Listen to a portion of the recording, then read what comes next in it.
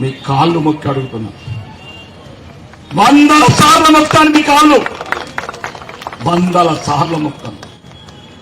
ఎందుకంటే మళ్ళా బతుకమ్మలు ఆడిపిస్తారు. మేము చూడమమ్మా, మేము బతుకమ్మ ఎప్పుడో చూడండి. రజాకర్ సినిమాలో చూస్తేనే రక్తం మర్ర మర్ర మర్ర మర్ర మరుగుతున్నారు. లంగా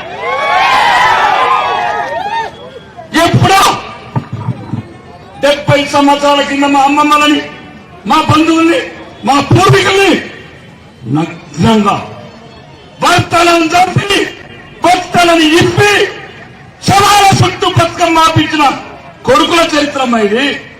ఆ కొడుకుల ఈరోజు రజాకారులకు మరు రూపమే కాంగ్రెస్. ఈరోజు రజాకారులకు మరు రూపమే కాంగ్రెస్. ఈరోజు కాంగ్రెస్ అని మళ్ళా బతికితే మన బిడ్డలతో మళ్ళా బతుకమ్మలు ఆడిపిస్తారు. కొడుకులు మళ్ళా ఆడిపిస్తారు. ఒకవేళ ఇది అబద్ధమైతే వెస్ట్ బెంగాల్ లో పీరి నిన్నగాక మొన్న నెల రోజుల కింద ఆ 70 సంవత్సరాల వృద్ధురాలు ఎప్పుడు ఉంటుందో ఎప్పుడు పోతుందో అల్లాకి కసం క్యా కర్తాం దీంట్లో ఉంటుంది. హిందువులలో పుట్టి హిందువులను చంపుతున్నారు. ఆ ఊర్లలో అందమైన హిందూ అమ్మాయిలు ఉంటే సాయంత్రం అడిగిన వాడికల్లా హిందూ అమ్మాయిని పంపించాల్సింది. అక్కడ అది మెట్పల్లిలో రావద్దు, అది కొరుటలో రావద్దు. ఆడంటాడు సిరిసిల్లోడు, ఆ తాగుపోతాడు కొడుకు జై శ్రీరామ్ అంటే అన్నం పెడుతుందంటావురా? ఏమన్నారా మరి? ఏమన్నారా చెప్పండిరా. జై యేసనల్లా, జై అల్లాలల్లా ఏమన్నా చెప్పండి మీరు. జై శ్రీరామ్ అంటే ఒక్క చెప్తున్నామ్మా. అన్నం తర్వాత మానాలు వై పానాలు అయినాక అన్నం ఏం చేసుకుంటాం? మానం లేదు, పానం లేదు. కడుపుల కత్తులు పెట్టుకుని తిరుగుతున్నారు కొడుకులు. జాతిని నిర్మూలించడం తిరుగుతున్నారు. ఉన్నాయా? 50 ఏళ్ల కిందనే ఎన్ని మసీదులు? 50 ఏళ్ల కింద నేను ఏ ఊర్లలో చెప్పురా మీరు చెప్పుని.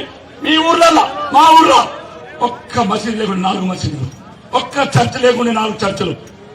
కళ్ళు మూసుకొని ఉపవాసాలు చేయండి, నోములు చేయండి, ఓట్లు మాత్రం మన చంపిడలు చేయండి.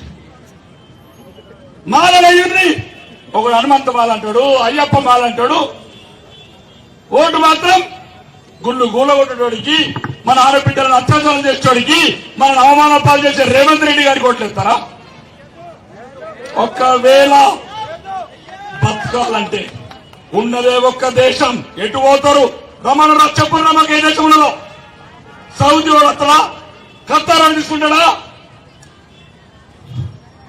కాబట్టి అమ్మ దయచేసి మేము ఏదైనా చెప్పింది అబద్ధమైతే మీ బిడ్డలను అడగండి.